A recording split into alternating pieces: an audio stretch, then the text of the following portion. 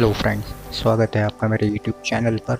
आज हम बात करने जा रहे हैं एमपी के उपचुनाव के बारे में, जहां 24 सीटों पर उपचुनाव होना है।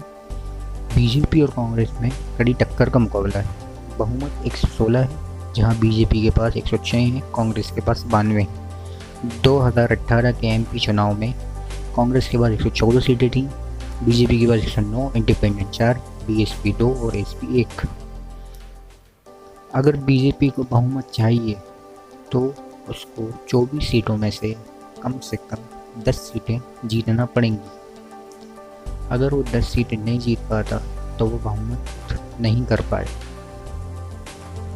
और दूसरी तरफ अगर कांग्रेस को बहुमत चाहिए तो उसको 24 सीटों में से 24 सीटें जीतना पड़ेंगी, तभी वो बहुमत में आ पाएगी।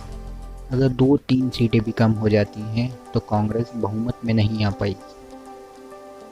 ये अलग बात है कि दूसरी पार्टी इसको सपोर्ट कर दें, जैसे समाजवादी पार्टी, बहुजन समाज पार्टी, ये पार्टियाँ अगर सपोर्ट कर दें तो वो अगर 2-3 हार रही होगी तो बच सकती है।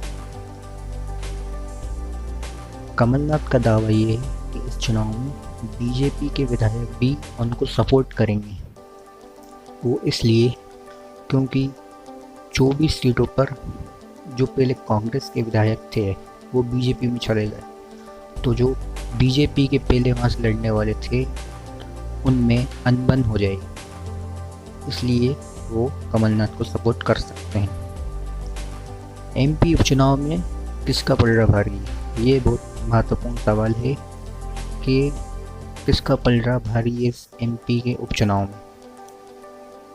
जनता के आधार पर जो जनता पसंद करती है उसमें हमारे सामने ये आंकड़े आए हैं कि बीजेपी को लोग 35% पसंद कर रहे हैं सरकार बनाने के लिए, और कांग्रेस को लोग 65% पसंद कर रहे हैं सरकार बनाने के लिए। अब जो 6 पूर्व मंत्री थे जो पहले कांग्रेस में थे, सर्वे में ये आया है कि 5 की हार हो सकती है उसमें से। तो ये भी एक बहुत बड़ी बात है कि उनके 6 मंत्री में से 5 की हार हो सकती है, और 4 सीटों पर कड़ा मुकाबला हो सकता है, जहाँ पर जो भी विधायक खड़ा होगा उसको दोनों पार्टियों में लोग पसंद कर भी सकते हैं।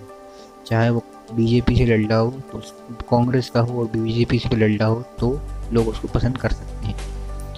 और दूसरी तरफ एक न्यूज़ ये भी आई है कि जो प्रेमचंद गुड्डू हैं उन्होंने बीजेपी छोड़कर वापस कांग्रेस में आ गए हैं, क्योंकि वो सिंधिया की वजह से कांग्रेस में चले गए थे। अब वो सिंधिया की वजह से ही बीजेपी में आ रहे हैं। तो वीडियो देखने के लिए धन्यवाद। आपका दिन शुभ हो। जाने से पहले चैनल को सब्सक्राइब कर दें और बेल आइकॉन दबा दें। धन्यवाद। आपका दिन शुभ हो।